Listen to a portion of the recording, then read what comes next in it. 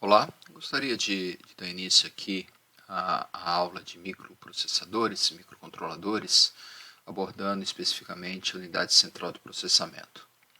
Essa aula corresponde mais ou menos a uma terceira aula de um curso de sistemas programáveis, introdução a sistemas programáveis.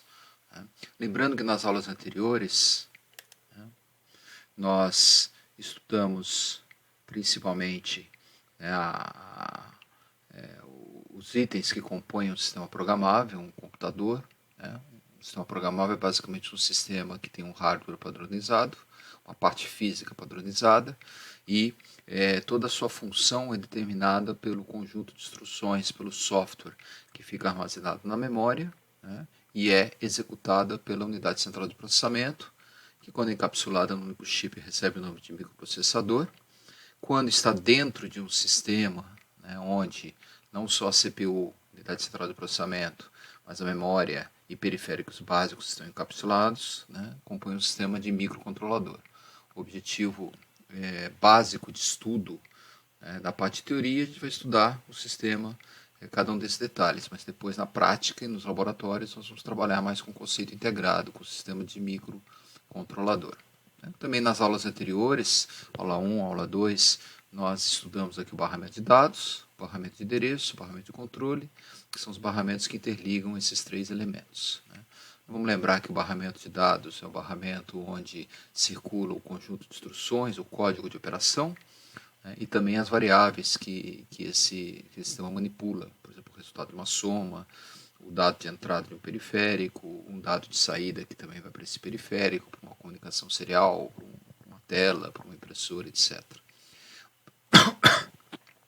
O endereço é aquele barramento que carrega a informação de localização do dado.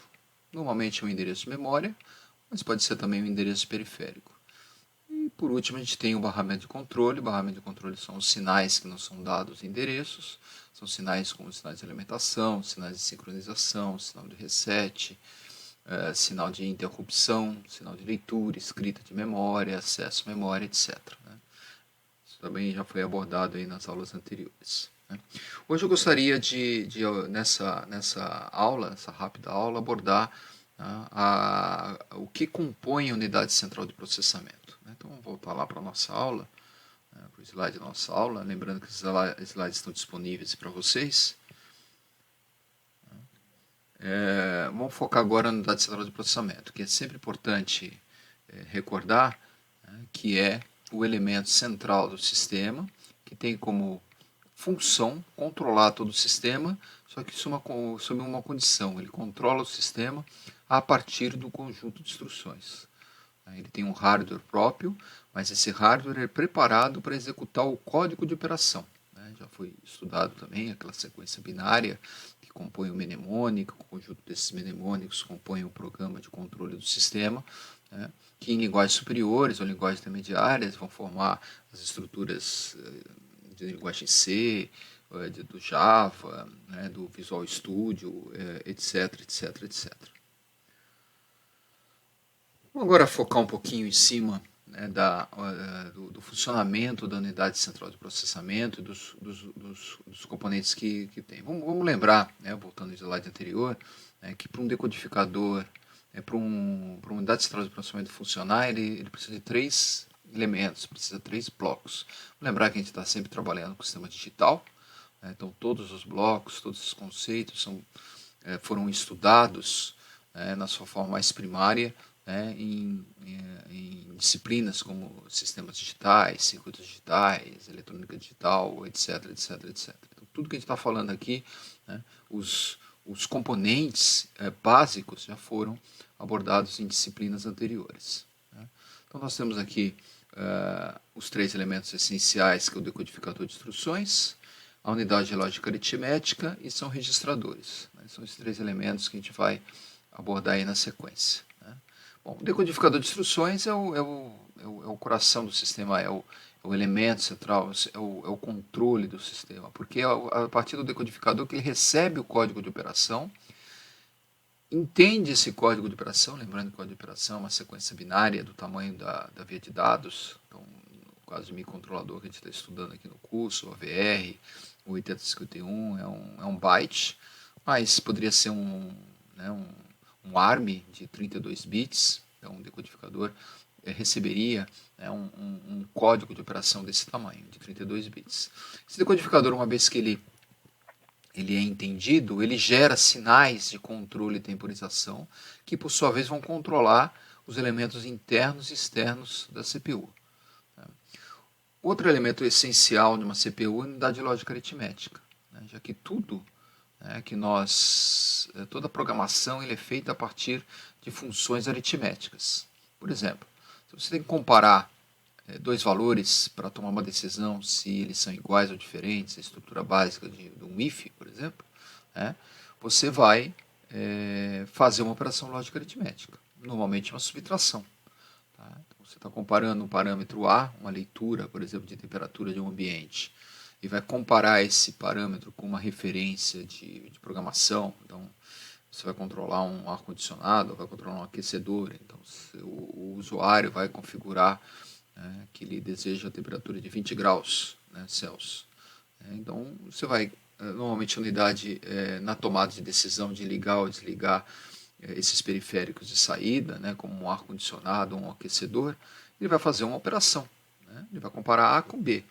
Normalmente a operação de comparação que compõe a estrutura if é a subtração. Se você subtrair A de B e A for igual a B, né, a conta vai dar zero. Por isso que o resultado, né, que normalmente vai para o acumulador, né, da unidade lógica aritmética, então você faz uma operação e esse resultado vai para o acumulador. Esse acumulador ele tem um registrador auxiliar chamado flag, que vai sinalizar, né, a condição final dessa operação. Por exemplo, um bit essencial no nosso sistema é o zero. Né? Então, o zero, estando ativo, indica que o A é igual a B, que a temperatura foi atingida e a partir daí vai se tomar uma decisão dentro de uma estrutura if. Né? Os registradores são estruturas que armazenam informações no sistema, são LETs, como a gente vai ver na sequência. Tem registradores de uso geral, que são aqueles registradores que armazenam dados temporários, e tem os registradores de uso específico, né? O próprio acumulador que a gente estava comentando, que é um registrador que guarda o resultado da ULA, o flag que sinaliza, o contador de programa, que é um registrador que armazena o endereço da instrução que está sendo executada. Como todo o nosso sistema é baseado numa sequência de instruções, é óbvio que o PC ele tem uma função vital, fundamental no sistema. E finalmente aqui o apontador de pilha, a pilha que é uma área de memória que guarda, que viabiliza o conceito de subrotina que a gente vai estudar aí na sequência. Vamos dar um foco agora no decodificador de instruções, né? Como o próprio nome está dizendo, o decodificador de instruções ele é um bloco lógico, né,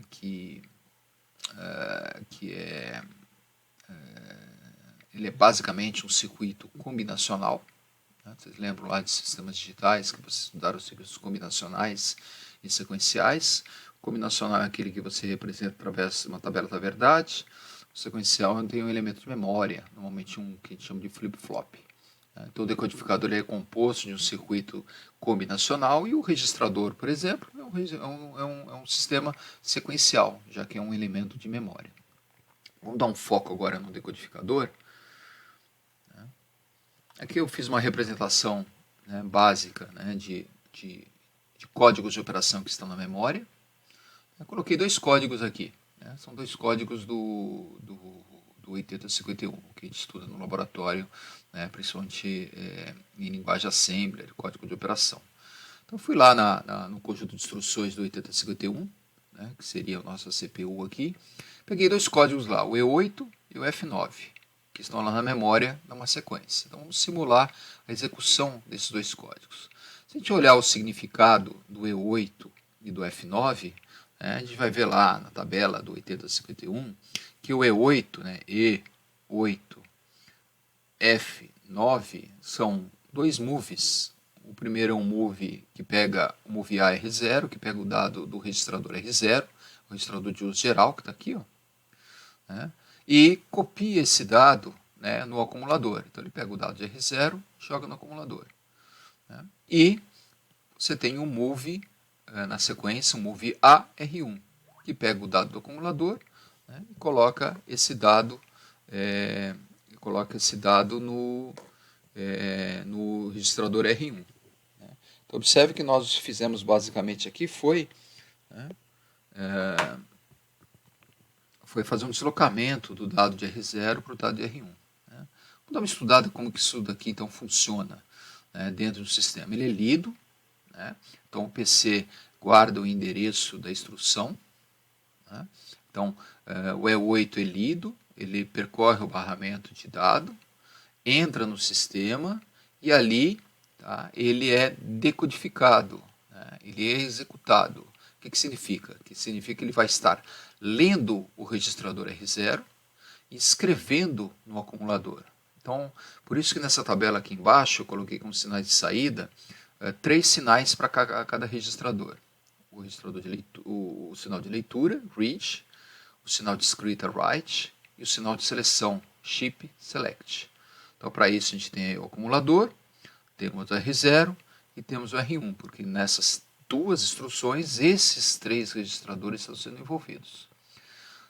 Eu considerei ativo aqui o sinal sempre colocado em nível baixo. Então, por exemplo, na instrução move AR0, o R0 ele é lido. Então, se você pegar o R0 aqui, ó, R0, vai ver que o sinal de leitura dele está em 0. O sinal de escrita está em 1 e o sinal de seleção está em 0 porque ele está sendo selecionado. Da mesma forma, o acumulador está sendo selecionado, tá? Mas ele está sendo escrito e não lido. Então ele tem um sinal invertido em relação a R0. E o R1 que não está sendo envolvido, ele é todo colocado em nível alto. Quando a gente vai executar a próxima instrução, ou seja, o PC, né, incrementa o endereço, ele vai para o próximo endereço na memória e lê, né, o código de operação que está lá, que no nosso caso é o F9, né, ele já vai fazer, né, uma operação onde você vai ler o acumulador, observe a leitura do acumulador aqui, ó, né, e você vai escrever no R1. Então o R1, que antes estava totalmente desabilitado, porque ele não estava sendo acessado, agora ele está sendo acessado, observe o chip select dele, né, e ele está sendo escrito. Né.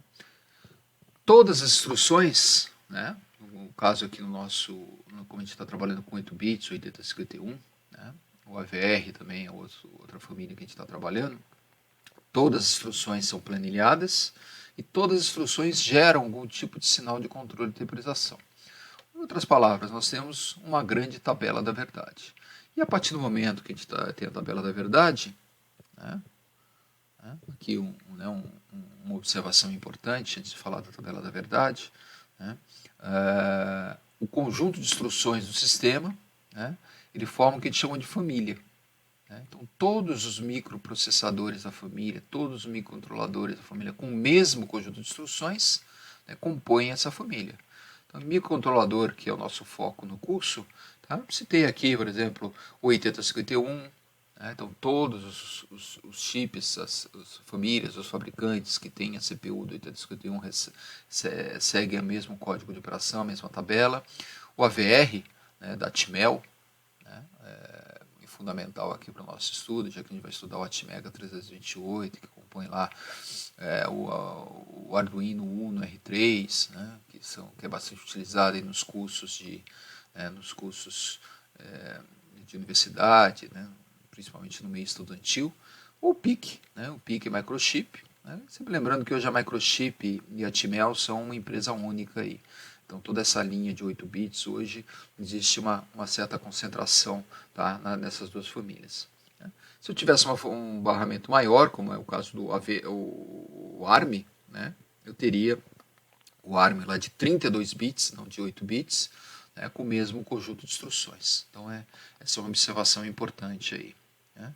E eu estava falando, né, que a partir do momento que a gente tem uma tabela da verdade, né, a gente tem uma grande relação entre 8 entradas e N saídas, a gente pode, através do mapa de Carnot, que você estudar em sistemas digitais, coloquei aqui, por exemplo, um mapa de Carnot de um decodificador de 7 segmentos, só para exemplificar, né? Mas a partir daí você tem um sistema lógico, você tem a formação, né, de um decodificador dentro do sistema que vai ter como função receber o código de operação e gerar sinais de controle e temporização dentro daquela nossa estrutura essencial aqui, né, que você tem o decodificador, né, e esse decodificador vai controlar, né, por exemplo, se eu estiver executando uma instrução lógica aritmética, ele vai envolver, né, a ULA. Se eu tiver uma instrução de transferência de informação, como foi o exemplo que nós demos, de move, né, ele vai envolver a estrutura de controle. Se ele tiver aí fazendo saltos no programa, como instrução jump, instrução de chamado de subrotina, vai envolver aí registradores como o PC e o SP, como a gente vai ver na sequência. Dando continuidade aqui, né? Nós estudamos aqui o decodificador de instruções, né? Agora eu gostaria de dar um foco, né, nessa área de registradores. Já vimos aqui que temos dois registradores básicos, temos o acumulador e o flag, né? O acumulador é um registrador que armazena o dado resultante da unidade de lógica aritmética, o flag sinaliza isso, né? E temos os registradores de uso geral, né? Então, aquele move AR1, move AR0 que nós vimos ali no slide anterior, utiliza esses registradores de uso geral, e os registradores de uso específico, né, como o PC e o SP, que guardam endereços das instruções que estão sendo executadas, ou endereços que envolvem o conceito de subrotina, que a gente já vai estudar na sequência. O conceito básico de um registrador que a gente estudou lá em sistemas digitais, circuitos digitais, né, ele é basicamente um flip-flop. Um flip-flop tipo D, principalmente. Né? Lembrando que o flip-flop tipo D ele tem uma entrada, tem uma saída que pode ser normal, uma saída invertida, né? E tem um sistema de habilitação, de clock, de enable, né? Dependendo aí da notação do flip-flop. O importante é que, quando esse clock está em nível alto, a informação do dado, por exemplo, aqui o dado está a 0. Né? Então, quando esse clock for para nível alto, né, ele vai apagar essa informação de saída aqui, no caso está sendo representado de um tipo de um LED, então ele vai estar apagado. E a informação invertida, obviamente, vai estar aceso. Se eu colocar o dado em nível alto, né, e colocar o clock em nível baixo, não acontece nada. Mas se eu colocar o dado em nível baixo e o clock em nível alto, não, desculpa, o dado em nível alto e o clock em nível alto, ele vai acender, né, vai acender esse LED, essa saída, ou vai colocar a saída aqui em nível alto. Então, um conceito básico de flip-flop tipo D. Para nós, o importante do flip-flop tipo D é quando ele forma uma sequência, né, que dá para guardar um byte. Por isso que eu coloquei aqui um LET bastante utilizado, aí um LET, o 74373, que é unidirecional, né, mas poderia ser o 74245. Né? O 245 ele é bidirecional, como essa representação aqui, ó, onde você tem entrada ou saída, né, normalmente um lado chamado A, que vai de A1 a 8, um lado chamado B, que vai de B1 a B8. Né? Você tem um sistema de direcionamento, que você pode mandar o dado de A para B ou de B para A. Né? E tem aqui o sistema de seleção. Seleção seria esse clock aqui, que chama Output Enable. Então, quando estiver em nível baixo, né, ele vai atualizar a informação, né, segundo, né, a informação de A para B ou de B para A, de acordo com a direção. Então, o 74248 forma isso. O 74373 é o mais estudado aí em sistemas digitais, vocês devem ter estudado e feito experiências com ele.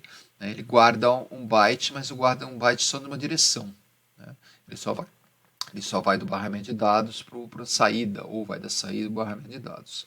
O 245, que é o que a gente representa aqui, ele é o mais típico, né, que você tem no sistema, porque ele é bidirecional. E todo o porte, né, esse LET forma o conceito de porte, ele é um porte bidirecional. Então, evoluindo aqui para a gente poder finalizar essa aula 3 aqui, essa aula que trata aqui das estruturas essenciais, né? Falar um pouquinho rapidamente dos registradores. Né? Aqui a gente tem uma representação onde a gente dá um foco, né, nos registradores na unidade central de processamento. Então tem a unidade de controle aqui, o decodificador, a memória externa, né? E tem os registradores principais aqui, ó. Tem a ULA. A ULA, você tem o controle da ULA, né, quando o dado, uma operação lógica aritmética é realizada, o acumulador é carregado com essa informação. Muitas vezes essa operação envolve o próprio acumulador, ADD AR0 soma A com R0. Então você tem o acumulador também guardando uma das informações e depois recebe esse resultado da operação. Aqui você tem a representação de um flag. Um flag é um registrador de status, que representa, que vai indicar a condição da operação lógica aritmética. Quais são as condições essenciais? Duas são essenciais. Uma que representa se o acumulador está zerado, esse bit Z que está aqui, ó. Por que o Z é importante? Porque ele indica igualdade. Dando continuidade então ao que nós estamos falando aqui, do flag, você tem aqui o bit Z que indica igualdade, o carry, que indica quando tem estouro da operação, quando o valor do acumulador está acima de um valor máximo. E você tem um bit, às vezes é chamado de bit sinal, um bit N, onde indica se a operação deu sinal positivo ou negativo. Você tem então essas informações basicamente. Vamos dar continuidade então aqui.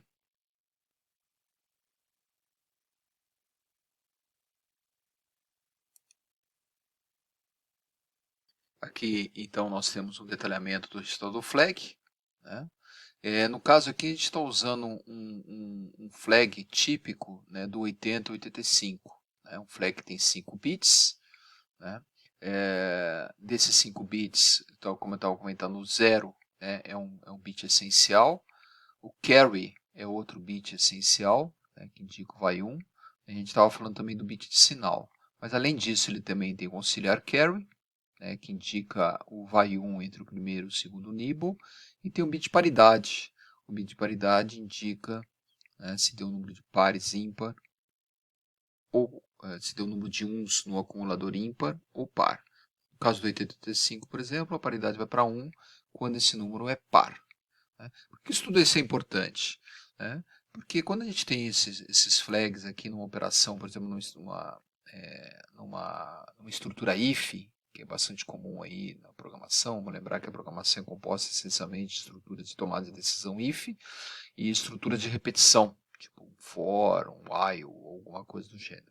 Então, quando você tem lá a leitura de uma temperatura e essa temperatura é colocada num determinado registrador, e aí você quer comparar esse valor com um valor de referência que foi configurado pelo usuário, para tomar a decisão lá de tocar um alarme, de acionar um dispositivo de saída como um aquecedor, ou um resfriador, etc. Então, nessa tomada de decisão, os bits são fundamentais porque você faz uma operação, principalmente uma operação de subtração, por exemplo, que você compara dois valores. Se esses dois valores forem iguais, para você tocar um alarme, por exemplo, você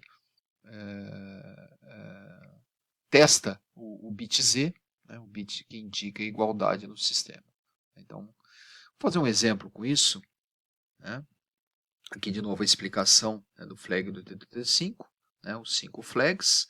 O Z é o principal aqui, indica igualdade, indica 0. O carry indica o vai 1 da operação, que também é essencial no sistema. O sinal indica o oitavo bit, o bit mais significativo do sistema, que normalmente indica sinal positivo ou negativo. E 2 bits auxiliares aqui, auxiliar carry indica o vai 1 entre o primeiro e o segundo nibble. E a paridade, que indica números de uns que você tem no acumulador no resultado. A gente entender um pouquinho melhor, vou fazer um exemplo. Estou propondo aqui, por exemplo, um exemplo onde você tem a soma de dois valores A e B. A e B são dois registradores, são LETs, como a gente já explicou, que você tem no sistema. Estou carregando aqui nesse exemplo o acumulador com o byte BB. Por que estou carregando? Porque tem esse hashtag aqui na frente. O hashtag que indica que na sequência vem um dado na linguagem assembly do 8051, que é esse exemplo.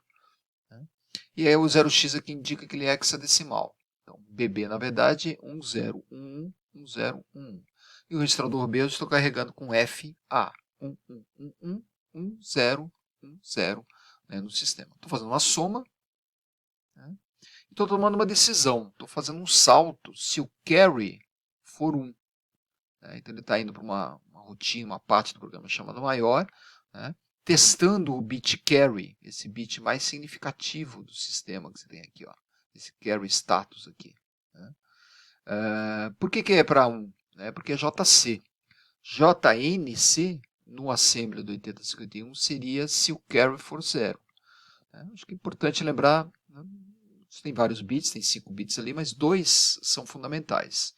O bit carry, que é esse exemplo, então você tem JC e JNC, e o bit Z, que indica igualdade. Você tem o JZ e o JNZ. Então os nossos exercícios vão ter essencialmente essas 4 instruções, JC, JNC, JZ e JNZ.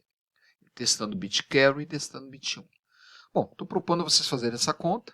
Né? Então, se estivesse numa sala de aula, a gente pararia para vocês fazerem esse exercício. Se quiserem parar um pouco o vídeo aqui, né? Tentar fazer o exercício, né? Seria pedagogicamente muito interessante. Né?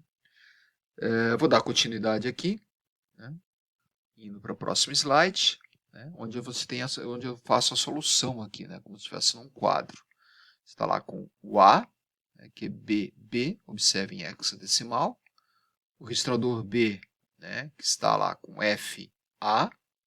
Vou fazer uma soma binária. Lembrando a soma binária, 0, 0 dá 0, 0, 1 e 1, 0 dá 1. 1 com 1 dá 0 e vai 1. Então, esse carry entre bits. Então, lá, 1 com 0, 1 não vai nada. 1 com 1, 0 e vai 1. 1, 0, 0, 1 não vai nada. 1 com 1, 0, vai 1. Esse vai 1 entre o quarto e o quinto bit, ou entre o primeiro nibble, estrutura de 4 bits, e o segundo nibble, chama-se auxiliar carry. Então você tem aí 1 com 1 vai 1, 1 vai 1, 1, 0, 1, 0 e vai 1, e finalmente 1 com 1 dá 1, e você tem o carry principal indo para nível alto. Então o resultado dessa soma no acumulador vai ser B5, com o carry daria 1B5, que seria o resultado que você conseguiria se estivesse fazendo essa conta numa calculadora. Né? Testa aí na calculadora do computador de vocês, do Windows, você vai ver que esse resultado vai ser 1B5. Mas o que está no acumulador é B5, porque ele tem um limite de 8 bits. E o carry aqui indica esse estouro. Então no acumulador está com B5. E no flag você tem lá o bit carry foi para 1, porque teve estouro. O bit 0 está 0, porque ele não deu 0 à conta. O sinal é o oitavo bit do acumulador, que é 1. Né? O auxiliar carry houve, então ele vai para 1. E a paridade indica o número de 1s que você tem no sistema. 1, 2, 3, 4, 5, não conta o carry. 5 é ímpar. No 8085, ímpar, a paridade dá 0. Como a gente viu aqui, ímpar, paridade dá 0.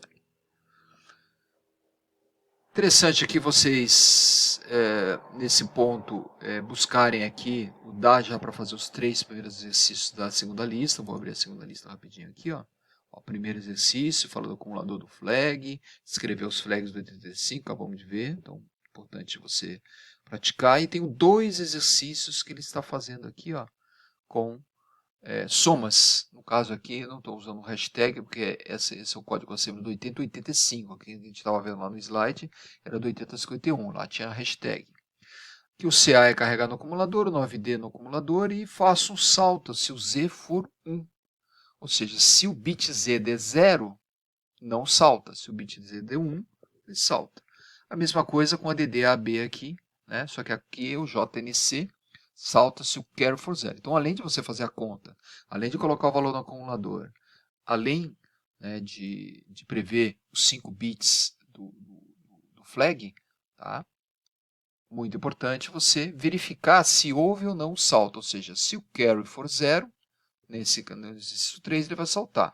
Se o Z for 1, nesse exercício 2, ele vai saltar. Então, voltando aqui para os nossos slides. Você tem aqui o próximo slide, né? A gente já começa a falar um pouquinho aqui dos outros registradores. Né? Falamos aqui do acumulador e falamos do flag. Agora vamos falar de 2 registradores fundamentais aqui, que são o PC e o SP, né? Que estão aqui representados aqui também essa notação. Por que eles são fundamentais? Porque esses registradores indicam o fluxo de programa. Né? O PC e o SP carregam endereços. O PC ele carrega o endereço da próxima instrução. É claro que, normalmente, numa sequência de programa, se você não tiver instruções de salto, a próxima instrução vai ser sempre a próxima, né? O endereço somado de 1. Então, o PC sempre vai estar sendo incrementado. Só que tem instruções de salto, como jump, ou como call. Jump é um salto sem retorno, e o call é um salto com retorno, implementando subrrotina, que envolvem, né, que alteram o valor do PC. Você pode alterar o valor do PC de duas formas. Você pode alterar o valor do PC salvando o PC para você poder retornar, é o caso de uma subrrotina, aí o SP, o stack pointer, entra, ou simplesmente fazendo um salto, um jump, né? Como é muito comum em linguagem assembler. Né? Em linguagem C não é tão comum. Né? O jump seria a instrução goto no C, raramente ela é utilizada. Né? Então, está bem explicado aqui no texto, também lá na apostila. Né? Aqui a gente tem a implementação de subrrotina. Né? Então, o jump ele é fundamental, né, para você saltar para uma subrrotina, só que um jump ele não retorna, ele não implementa. Quem implementa uma função de subrrotina é uma instrução chamada call, né, no assembler. Qual a diferença? O call, né, ele salta para a subrrotina, mas depois ele retorna. Observe aqui tem um programa com duas subrrotinas. Ó. Ele vai, volta. Ele vai, volta. Por que ele volta? Porque ele salvou o endereço de retorno. Então, a diferença do jump para o call é que o jump não salva o endereço de retorno, ele simplesmente salta. O call, além de salta, ele também tem a capacidade de retornar. Por quê? Porque ele guardou esse endereço numa área de memória. Que área é essa? É a área indicada pelo stack pointer. Então, o stack pointer ele viabiliza isso. Claro que quando você está lá na linguagem C, fazendo um determinado programa, você não está muito preocupado, né, se ele volta, qual é o endereço que ele volta, porque o compilador cuida de tudo isso.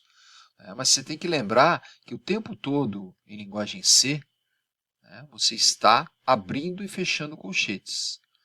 Ou no programa main, ou nas subrrotinas, nas funções, em ifs, em funções de loop, como a instrução for, você pode abrir loops dentro de loops, você pode fazer if dentro de ifs, sempre abrindo e fechando colchetes. Esse abrir e fechar o colchetes está ligado a essa questão da subrrotina. Vou dar um exemplo aqui. Né? Aqui a gente tem um exemplo da instrução call, saltando para o endereço 4000.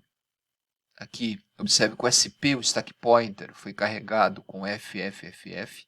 Isso indica que nessa posição FFFF da memória você vai guardar o retorno da subrrotina, porque o SP indica o local que você guarda o retorno. Tá? Então, por exemplo, o retorno dessa subrrotina seria o endereço 2003. Tá? Então, ele vai saltar para a posição 4000. Certo? Mas antes disso, ele vai guardar o endereço 2003 lá na pilha. Por quê? Porque no retorno da subrrotina, ele vai pegar esse endereço 2003 e vai voltar. Então, aqui na apostila, eu colei uma explicação da diferença entre a instrução jump e call. O jump, ele carrega o PC com o endereço 2000 e não salva o endereço anterior. Ele destrói, por isso que ele não consegue retornar.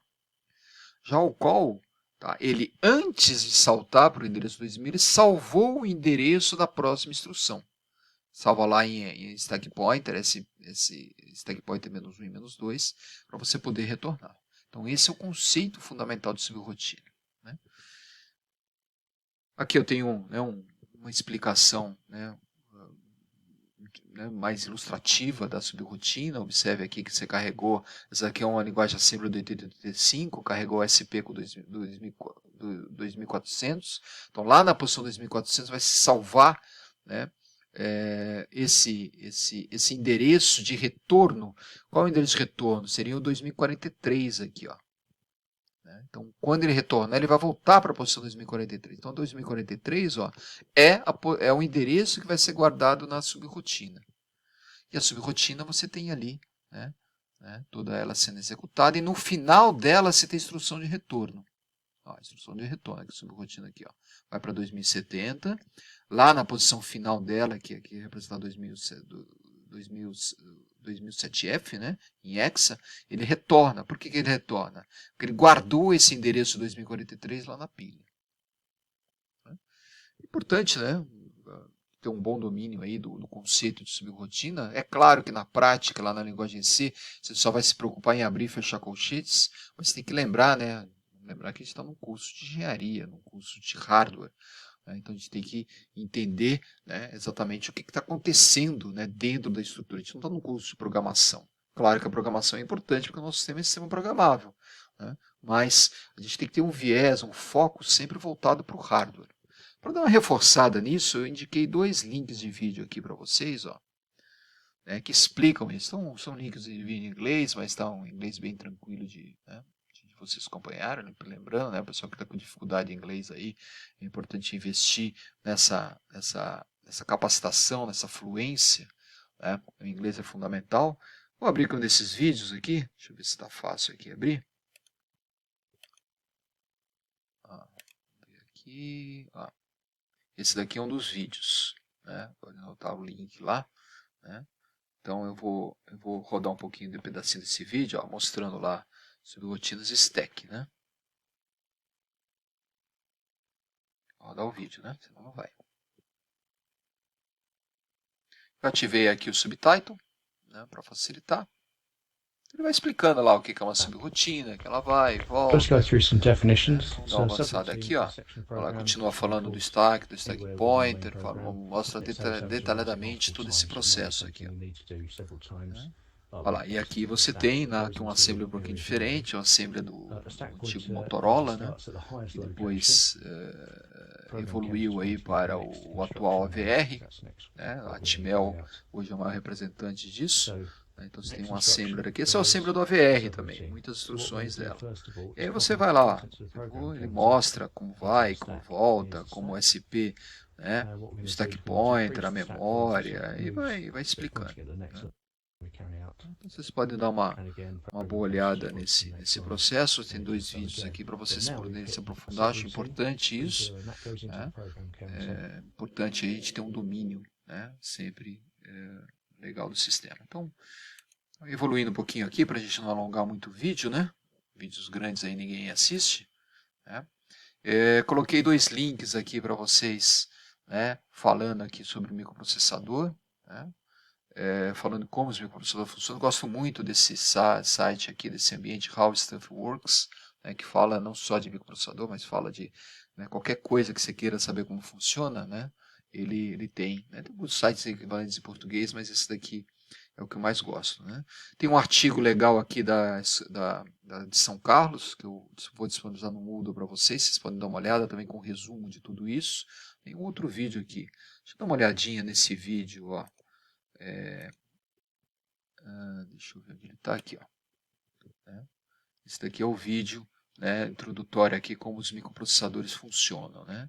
Então ele começa inclusive com um vídeo muito legal, ó, né, mostrando, né, o microprocessador dentro de um PC, mostrando a board dele, né? Alguns de vocês já devem ter montado e desmontado o PC, a gente é curioso, né? A gente gosta dessas coisas, né? Quem tem um desktop, às vezes você não só desmontou e montou, como você montou o seu próprio computador, é uma experiência muito legal.